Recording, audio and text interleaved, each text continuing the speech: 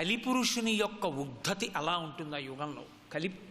యుగ ప్రారంభమునందు చతుర్ముఖ బ్రహ్మగారు ఈ కలిపురుషుడి గురించి ఇంత గొప్పగా చెప్తున్నారు, వీడు లోకాల్ని పాడు చేసేస్తాడంటున్నారు, అసలు ఎలా ఉంటాడో చూస్తానోసారి సభాప్రవేశం చేయించండి అన్నారు. ఆ కలిపురుషుడు సభలోకి వస్తే హడిలిపోయారు బ్రహ్మగారు. 4 ముఖాలు కిందకి దించుకుని, ఇలా ఉన్నావేమిరా నువ్వు అని అడిగారు. ఆయన ఒక చేత్తో నాలుకని పైకి చాపి పట్టుకున్నాడు, ఒక చేత్తో తన అవయవాన్ని పట్టుకున్నాడు, జననేంద్రియాన్ని. ఇలా ఎందుకు వచ్చావు సభలోకి అని అడిగారు. కలియుగంలో నేను మనుష్యుల్ని పాడు చేసేసేది ఈ రెండిటితోనే పాడు చేస్తాను. ఒకటి నాలుకతో వదరుతాడు, 2 నాలుకతో తినగూడనివన్నీ తింటాడు. అభక్ష భక్షణం లోభ అగమ్య గమనం తథా అంటారు వ్యాస భగవానుడు. తిరగకూడని చోట్లకి తిరుగుతాడు, తినకూడనివన్నీ తింటుంటాడు, అదే పని. కాబట్టి నాలుక చేత పాడు చేస్తాను. ఎప్పుడూ నా అంత గొప్పవాడు లేడన్నమాటే. ఎప్పుడూ ఆ నాలుక మీదకి ఏదో ఒకటి తినడం, ఏదో ఒకటి తాగడం. అసలు నాలుక మించి తీసుకునేటప్పుడు సాత్వికాహారమో మితాహారమో భగవదర్పితాహారమో పరిమితాహారం అన్న నియమమే లేదు. కాబట్టి నాలుక చేత పాడు చేస్తాను. 2 అర్థం పర్థం లేనటువంటి విశేషమైన ఉద్రేకంతో కూడుకున్న కామం. ఎప్పుడూ భోగము భోగము భోగము. కామము అన్న మాట నేను కేవలము శరీర సంబంధమైన కామానికి మాత్రమే పరిమితం చేసి మాట్లాడటలేదు. అక్కడ ప్రారంభించి శరీరముతో ఇంద్రియములతో అనుభవించవలసినటువంటి సమస్త భోగముల యందు లాలస, ఎప్పుడూ భోగస్థానములను గురించిన తాపత్రయమే. కాబట్టి ఈ రెండిటితో లోకాన్ని పాడు చేస్తాను, భగవద్భక్తి లేకుండా చేస్తాను, పునర్జన్మల యందు కొట్టుకునేటట్టు చేస్తాను. కాబట్టి నేను ఈ రెండిటినీ పట్టుకుని సభాప్రవేశం చేశానన్నాడు. అంటే ఆయన అన్నారు, యుగం నీది, యుగమునందు నువ్వు అలా ప్రవర్తించాలనుకుంటే నిన్ను అడ్డగలిగిన వారు లేరు, కాబట్టి కలిప్రవేశం చెయ్యి అన్నారు. కలిపురుషుడు యుగంలో ప్రవేశించాడు, ఆయన శాసిస్తున్నాడు లోకుల్ని. కలియుగ ప్రారంభం ఎలా ఉంటుంది చూడడం కోసమని వచ్చారు నారద మహర్షి. అసలు ఇది ప్రారంభకాలం కదా, మొట్టమొదట్లోనే ఎలా ఉంటుందో అసలు ఒకసారి చూసి వెళ్ళిపోదామని వచ్చారు ఆయన. వచ్చి ఏదో పాపం 4 చోట్ల తిరిగారు. మహాత్ములకు అదొక లక్షణం, వాళ్ళు నిరంతరము లోకాన్ని ఉద్ధరించేటటువంటి ప్రక్రియలో ఉంటారు. అందుకే దానికి తగినటువంటి స్థితిలో ఉంటారు కొంతమంది. మీరు చూడండి, శంకరాచార్యుల వారికి సన్యాసమే తీసుకోవలసిన అవసరం ఏమిటి? బ్రహ్మచారిగా ఉండకూడదా, గృహస్థుగా ఉండకూడదా, వానప్రస్థుగా ఉండకూడదా? బ్రహ్మచారిగా ఉంటే గురుపత్ని పెట్టిన అన్నం తిని ఓ చోట ఉండాలి, గృహస్థుగా ఉంటే భార్యా బిడ్డల్ని పోషించుకుంటూ ఓ చోట ఉండాలి, వానప్రస్థుగా ఉంటే ఏ అడవిలోకో వెళ్ళి తపస్సు చేసుకోవాలి, సన్యాసిగా ఉంటే ఒక చోట నిలబడకుండా ఆసీతి హిమాచల పర్యంతము పర్యటించవచ్చు.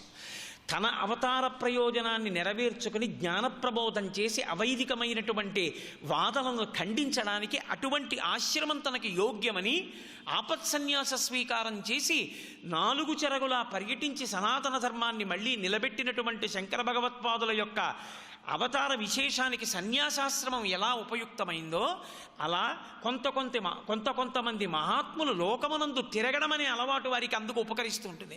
నారద మహర్షి లోక సంచారం చేయడం ఆయనకోదో అలవాటు, చోట కూర్చోలేని వాడని మీరు అనుకోకూడదు. లోకోద్ధరణ కొరకు తిరుగుతారు పెద్దలు. అలా తిరిగే స్వరూపం ఉన్న వాళ్ళల్లో నారదుడు ఒకడు. ఆయన లేకపోతే అసలు జగత్తు యందు ఉద్ధరణ అన్న మాట చాలా చోట్ల మూసుకుపోతుంది. అందుకే ప్రారంభకాలమునందే మహానుభావుడు వచ్చాడు. వచ్చి చూసి తండ్రి గారి దగ్గరికి వెళ్ళారు. బ్రహ్మగారు చూసి అన్నారు, ఏమిరా కలియుగ ప్రారంభం, లోకాలు చూసొస్తానన్నావు, భూమండలానికి వెళ్ళావు, ఇంత తొందరగా వచ్చేసావు? నాన్నగారు, ప్రారంభమే ఇంత భయంకరంగా ఉంది, నేను చూడలేకపోయాను. ఏ ప్రమాదం ఏమొచ్చింది అంటే ఆయన అన్నాడు, కమలాక్షు నర్చించజాలక కామించి కమలాక్షులతోడ ప్రొద్దు గరుపువారు, రాజీవలోచను పూజింపనొల్లక రాజదైవంబని భ్రమయువారు, శ్రీనాథునెన్నడు సేవింపనొల్లక శ్రీమంతులగుట కాంక్షించువారు, నారాయణుని చేరు దారి ఊహింపక దారుణాఘంబుల తగలువారు, ముక్తి అను పల్కె ఎరుంగక భుక్తి మార్గ సాధనాకైక చిత్తులై సమస్త పాపకర్మలరించువారులై కలియుగమునందు జనులు భ్రష్టులగుట చూచి నేను కుందితిని ఓ అబ్జగర్భ అని చెప్పుకున్నాడు. నాన్నగారు నాకు చాలా పెద్ద వైక్లభ్యాలు కనపడుతున్నాయండి. మీరు ఈ పద్యం గురించి వినేటప్పుడు ఒక ధర్మ సంబంధమైనటువంటి విషయం గురించి ముందు తెలుసుకోవలసి ఉంటుంది. ఎందుకంటే మెట్ట వేదాంతము అని లోకంలో ఒక మాట ఉంటుంది. మెట్ట వేదాంతము అంటే ఇదిలా ఎందుకు చేయకూడదు అని వాదిస్తుంటాడు. ఇప్పుడు ఈశ్వరుడు భోగస్థానములను ఇచ్చాడు, భోగములను అనుభవించడానికి ఇక్కడ జ్ఞానేంద్రియములను ఉంచాడు. మీరు కొంచెం జాగ్రత్తగా పరిశీలించండి. ఇది పరిశీలించినప్పుడు ఏదో వెంకటేశ్వర వైభవానికి 5 రోజులు ఎందుకంటే 5 నిమిషాలు చాలు చెప్పి వెళ్ళిపోవచ్చు. కానీ అసలు విషయాన్ని పరిశీలించడానికే కొంత గాంభీర్యత అవసరం అవుతుంది. ఈశ్వరుడు బయట భోగస్థానములు పెట్టాడు, జలపాతములు పెట్టాడు, వీణా మొదలైన పరికరములను ఉంచాడు, మృదంగం ఉంచాడు, సంగీతం ఉంచాడు, వాంగ్మయం ఉంచాడు, కావ్యాలు ఉంచాడు, పురాణాలు ఉంచాడు, గ్రంథాలు ఉంచాడు, శంఖం ఉంచాడు, సముద్రం ఉంచాడు, గోవునుంచాడు, దూడనుంచాడు, ఇన్నిటిని సృజించాడు. ఇక్కడ 5 ఇవ్వకపోవడమో ఇచ్చి శక్తి లేకపోవడమో చేశాడు అనుకోండి. ఒకసారి ఊహ చేయండి మీరు. కన్నులు ఇచ్చాడు, చూపు లేదు. ముక్కు ఇచ్చాడు, వాసన లేదు. చెవి ఇచ్చాడు, శబ్దము వినదు. నాలుక ఇచ్చాడు, రుచి చెప్పదు. చర్మమునకు స్పర్శ తెలియదు. ఒక్కసారి ఊహించండి. ఈ 5 తీసేశాడంతే. నేను కళ్ళు తీసేశాడు అలా అనను. కళ్ళుంచాడు, చూపు లేదు. చెవులుంచాడు, వినికిడి లేదు. స్పర్శేంద్రియమైన చర్మమున్నది, స్పర్శ చెప్పదు. ముక్కు వాసన చెప్పదు. నాలుక రుచి చెప్పదు. మీకు భోగం ఎందుకు నాకు చెప్పండి? మీకు భోగం కాదు, అసలు భోగం అన్న మాట మీకు ఇంకేమైనా ఉందా లోకంలో? తర్వాత తీరుబడిగా ఆలోచించండి. జవాబు నేను చెప్తాను, లేదు. అసలు భోగము అన్న మాట లేదు. ఇక భోగము అన్న మాటకు అర్థం ఏమిటో తెలుసా అండి? ఈ 5 అనుభవిస్తే. కళ్ళు ఉన్నాయి, జలపాతం చూస్తావు. కళ్ళు ఉన్నాయి, పువ్వులు చూస్తావు. కళ్ళు ఉన్నాయి, చెట్లు చూస్తావు. కళ్ళు ఉన్నాయి, కొడుకుని చూసావు. కళ్ళు ఉన్నాయి, కూతుర్ని చూసావు. కళ్ళు ఉన్నాయి, భార్యను చూసావు. కళ్ళు ఉన్నాయి, సభని చూసావు. కళ్ళు లేవు, ఇవన్నీ ఉన్నాయి. నీకెందుకు? నీకేమైనా భోగమా అది? ఏంటి పోతన గారు పద్యం చేస్తారు భాగవతంలో. బధిరుడు అంటే పుట్టు చెవిటివాడు. అటువంటి ఆయన దగ్గరికి వెళ్ళి శంఖం ఊది ఎలా ఉంది శంఖధ్వని అని అడిగారు అనుకోండి, ఆయన ఏం చెప్తాడు పాపం? లోకంలో వీణ తంత్రిని మీటితే అద్భుతమైన రవం వస్తుంది, నాదం వస్తుంది. వింటాడా? మృదంగం వింటాడా? పాట వింటాడా? ప్రవచనం వింటాడా? చదువుతాడా? ఏం చేస్తాడు? కొడుకు కడుపున పుట్టినవాడు వచ్చి నాన్న అంటే వినలేడు. తనయుల సంభాషణములు జనకులకు కర్ణయుగళి సద్భూషణములు అంటారు పోతన గారు. తండ్రి వేరే ఆభరణం అక్కర్లేదుట. కొడుకు వచ్చి నాన్నగారండి నాన్నగారండి అని వచ్చిరాని మాటలు మాట్లాడితే అవే ఆభరణాలట. అవి వినలేడు. భార్య ప్రియమార కౌగిలించుకుంటే తెలియదు. నాలుక మీద బందరు లడ్డు పెట్టినా ఒకటే, కణికి నిప్పు పెట్టినా ఒకటే, తెలియదు. ఇక భోగం ఏముంది? లేదు. ఈ 5 ఉన్నాయి, బయట అవేం లేవు. భోగం ఉందా? లేదు. ఇప్పుడు ఈశ్వరుడు బయట భోగస్థానములను ఉంచాడు. భోగానుభవమునకు యోగ్యమైన కేంద్రములను శరీరమునందు ఉంచాడు కదూ. అందుకు కదో అనుభవిస్తున్నాం. కన్ను ఇక్కడ పెట్టాడు, జలపాతం బయట పెట్టాడు, చూస్తున్నాను. చెవి ఇక్కడ పెట్టాడు, వీణానాదం అక్కడ పెట్టాడు, వింటున్నాను. నాలుక ఇక్కడ పెట్టాడు, లడ్డూ దాని మీద పెట్టాడు, తింటున్నాను. చర్మం ఇక్కడ పెట్టాడు, కొడుకు కూతురు భార్య మిత్రులు ముట్టుకుంటే స్పర్శ తెలిసి సంతోషిస్తున్నాను. మల్లెపూలు జాజిపూలు చామంతి పూలు వాసన తగిలి ముక్కుకి రకరకాల వాసనలు తెలిస్తే పొంగిపోతున్నాను. జగత్తుని ఇంద్రియ స్థానములతో అనుభవంగా పొందితే అది భోగం అవుతోంది. ఇప్పుడు ఈశ్వరుడు ఈ 2 కాదు, 3వ దాన్ని కూడా ఇచ్చాడు. అది వేదం. ఆయన అన్నాడు ఇవన్నీ ఇచ్చాను, ఇవి ఇచ్చాను. ఎందుకు ఇచ్చానో తెలుసా? వీటిని నువ్వు అనుభవించవద్దని నేను ఇవ్వలేదు, అనుభవించమనే ఇచ్చాను. అనుభవించేటప్పుడు నేను ఎలా చెప్పానో అలా అనుభవించు అంతే. మీ అబ్బాయే, మీరు కొన్న పుస్తకాలే, మీరు ఇచ్చిన బ్యాగే, మీరు ఇచ్చిన చిల్లర డబ్బులే, స్కూల్కి వెళ్లకుండా సినిమాకి వెళ్తున్నాడు. మీరు కొడతారా కొట్టరా మీ పిల్లాడిని? ఈశ్వరుడిచ్చిన శరీరమే, ఈశ్వరుడిచ్చిన ఇంద్రియాలే, ఈశ్వరుడిచ్చిన భోగాలే ఆయన ఎలా వద్దని చెప్పాడో అలా వాడుకుంటే ఆయన కొడితే తప్పేమిటి? అక్కడ వచ్చింది వేదం. వేదమునందు ధర్మం వచ్చింది. అందుకే ధర్మము నేను చెప్తే కాదు, ధర్మము మీరు చెప్తే కాదు. ధర్మము ఎవరు చెప్పాలంటే వేదం చెప్పాలి. వేద ప్రోక్తమే ధర్మము, ఎవరు చెప్పినా ధర్మం కాదు. అంతే, అంతే యథార్థం. కాబట్టి వేద ప్రోక్తమైనటువంటి ధర్మమును అనుసరించి ఎవడు భోగములను అనుభవించాడో వాడు ఈశ్వరుణ్ణి ప్రాసాద బుద్ధితో ఈ లోకాన్ని అనుభవిస్తున్నాడు. అందుకే నివేదన చేసి తింటూ ఉంటారు. నివేదనము అన్న మాటకు అర్థం ఏమిటో తెలుసా అండి? అన్నీ తినేవి అని కాదు దాని ఉద్దేశం. ఎవరో నాకు కొత్త పంచి ఇచ్చారు, అది నేను తిన్నగా కట్టేసుకోను, కాస్త పసుపు తీసి ఇలా అంటించుతాను. ఈశ్వర, ఈ పంచె నేను కాదు నేసినవాడిని. పత్తి నువ్వు ఇచ్చావు, దారాలు నువ్వు ఇచ్చావు, నేతగాడికి నెయ్యగలిగిన శక్తి నువ్వు ఇచ్చావు, కొనగలిగిన శక్తి వారికి ఇచ్చావు, నా యందు ప్రేమ వారికి ఇచ్చావు, వారు తెచ్చి నాకు ఇచ్చే అనుగ్రహాన్ని ఇచ్చావు, కట్టుకునే శక్తిని నాకు ఇచ్చావు, కట్టుకుని వెళ్ళి పంచ కట్టుకోవడంలో ఎంత మర్యాద ఉందో తెలుసుకుని పొంగిపోగలిగిన హృదయాన్ని ఇచ్చావు, కాబట్టి పంచ కట్టుకుని వెళ్ళి కూర్చుని ప్రవచనం చేసే శక్తిని ఇచ్చావు. కాబట్టి ఈశ్వర, ఇది నీ అనుగ్రహం. ఇది నోటితో అనక్కర్లేదు, పసుపిలా తాకిస్తే చాలు. నివేదన, జీవితమే ఒక పెద్ద నివేదన. అసలు ఈశ్వరుడికి నివేదన చేయకుండా నువ్వు తినవు. ఇప్పుడు ఈశ్వరుడికి ఏది నువ్వు నివేదన చేయడానికి భయపడుతున్నావో అది ఈశ్వరుడు నిన్ను అనుభవించమని చెప్పలేదని గుర్తు కాదు. ఈ భోగం ఇక్కడ వరకు అనుభవించు అంతే. కామము భార్యతో ముడిపడాలంతే, భార్యతో ముడిపడితే, అందుకే ధర్మము, ధర్మ అర్థ కామ మోక్ష, మోక్షం వేరు కాదు పురుషార్థం. కామము ధర్మంతో ముడిపడిపోయింది అనుకోండి, అంతే, కొడుకు అనే ధర్మాన్ని ఇచ్చేస్తుంది. అర్థము ధర్మంతో ముడిపడిపోయింది అనుకోండి, ధార్మికమైనటువంటి అర్థము మిమ్మల్ని రక్షించేస్తుంది. ధర్మబద్ధమైన అర్థము, ధర్మబద్ధమైన కామము మోక్షాన్ని ఇస్తుంది. ధర్మాన్ని కామంగాని అర్థంగాని వదిలిపెట్టాయా ప్రమాదాన్ని ఇస్తాయి. అందుకే పురుషార్థముల యందు మొదటి తేదీ ధర్మము. నువ్వు పట్టుకోవాలి దాన్ని, పట్టుకుని ఈశ్వరుడు ఎలా చెప్పాడో అలాగే అనుభవించాలి. చెలియని కట్ట విశ్వనాథ సత్యనారాయణ గారు వేద హృదయాన్నంతటినీ పట్టుకుని ఇచ్చారు మహానుభావుడు సాహిత్యాన్ని. అది ఋషివాంగ్మయం అంటే అలా ఉంటుంది. సముద్రం దాటగలదు, వచ్చి పడిపోగలదు ఊరి మీద, కానీ ఎందుకు రాదు? ఏవి 4 కెరటాలు వచ్చి వెనక్కి ఎందుకు ఎడుతుంది? చెలియలి కట్ట తనకి తాను శాసనం చేసుకుంది, నేను దాటను, ఈశ్వరాజ్ఞ, నేను ఇక్కడ వరకే ఉంటాను, అలా వచ్చి అలా వెనక్కి వెళ్ళిపోతుంది అంతే, తప్ప ఊళ్ళోకి రాదు.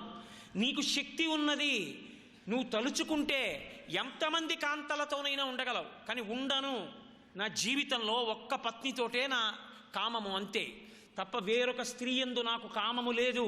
ధర్మంతో నీ కామం ముడిపడిపోయింది, ఏకపత్ని వ్రతుడు అయిపోయావు, చెలియలి కట్ట దాటవంతే.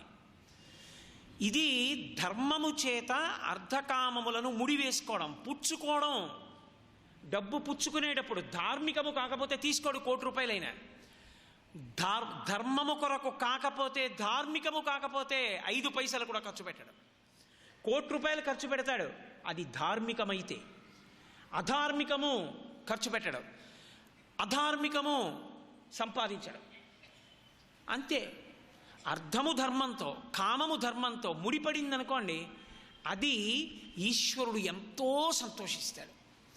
అందుకే ఆయన ఇచ్చింది. పిల్లల విషయంలో తల్లిదండ్రులు ఎలా ఉంటారో లోకం విషయంలో పరమేశ్వరుడు అలాగే ఉంటాడు అని మీరు గమనించవలసి ఉంటుంది. వేదం ఏం చెప్పిందో అలా జీవించిన వాడిని చూసి పరమేశ్వరుడు పొంగిపోతాడు. అలా జీవించడానికి ఇష్టపడకుండా ఇంకొకలా జీవించడానికి ఇష్టపడిన వాడు ఎవరుంటాడో ఈ శరీరం విడిచిపెట్టాలిగా. విడిచిపెట్టేసిన తరువాత అప్పుడు పాపపుణ్యములు లెక్కలోకి తీసి హీనోపాధులలోకి వెళ్ళిపోతే కోట్ల జన్మలు పడుతుంది మళ్ళీ మనుష్య ఉపాధిలోకి రావడానికి. అందుకే పునర్జన్మ సిద్ధాంతాన్ని, సనాతన ధర్మానికి ప్రాణమని అంగీకరిస్తున్నాను అని చెప్పడానికే బొట్టు పెట్టుకుంటాడు. బొట్టు పెట్టుకున్నాడు అంటే గుర్తేమిటంటే, నేను సనాతన ధర్మమును అంగీకరించాను, పునర్జన్మ సిద్ధాంతాన్ని అంగీకరించాను అని గుర్తు. కాబట్టి ఇప్పుడు కలియుగమునందున్న లక్షణమేమి? కమలాక్షునర్చించజాలక భగవంతుడు అక్కర్లేదు. దేనికి కావాలి భగవంతుడు? ఇంకా ఇంకా ఇంకా ఇంకా భోగస్థానముల కొరకు కావాలి. దేనికి కావాలి భగవంతుడు? ఇంకా ఇంకా ఇంకా ఇంకా ఐశ్వర్యం కోసం కావాలి. అది ధార్మికంగా సంపాదించడానికి అడుగుతున్నావా, ధార్మికంగా ఖర్చు పెట్టడానికి అడుగుతున్నావా? అది ఆయన దగ్గర అలా అడగకూడదన్న సిగ్గు లజ్జ కూడా లేకుండా అడుగుతాడు. ఏదైనా ఈశ్వరుణ్ణి అడిగేస్తాడు వెళ్ళి. ఇలా కనీసం ఆయన అడగడం, అయా దొంగతనం చేయడానికి ఏ బ్యాంకుకి వెడితే రాత్రిపూట సెక్యూరిటీ తక్కువగా ఉంటుందని పోలీస్ కానిస్టేబుల్ని అడగడం ఎంత అన్యాయమో, పరమేశ్వరుడి దగ్గరికి వెళ్ళి అధార్మికమైన కోరిక కోరడం అంత అన్యాయం. ఇది కమలాక్షున ఏమి నేను చెప్తే మీకు కఠినంగా అనిపించవచ్చు.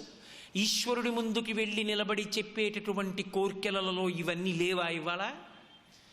లేకపోతే నేను ఎన్నో దేవాలయాలలో చూస్తుంటాను, సంకల్పం నువ్వు కాదు చెప్పవలసింది, ఋషులు చెప్పారు ఏం చెప్పాలో సంకల్పం. ఇంటి యజమాని పేరు చెప్పి కుటుంబం పుత్ర పౌత్రశ్చ చెప్తే చాలు, కుటుంబంలో అందరూ వస్తారు. వీడి కొడుకు పేర్లు, కోడళ్ల పేర్లు, కూతుళ్ళ పేర్లు, అల్లుళ్ళ పేర్లు, మనవల పేర్లు. ఆ అర్చకుడికి దేవాలయంలో ఇతరుల పని చూడొద్దు.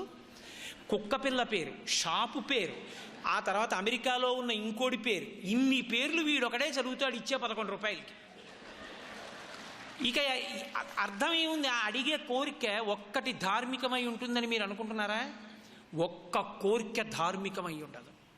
బహుశా అందుకే కలియుగంలో పరాత్పరుడు ఎవరికి కనిపించట్లేదు. కనపడితే అయ్యి బాబోయ్ ఎక్కడో కూర్చుంటేనే ఇలా వచ్చి తినేస్తున్నారే, ఇక నేనే కనపడితే అని హడిలిపోతున్నాడు ఆయన. అన్నీ అధార్మికమే. అసలు ధర్మం అన్న మాట అక్కరలేదు. అయ్యా మీరు ఇలా చెప్పారు అనుభవించమని మేము ఇలా అనుభవిస్తాం.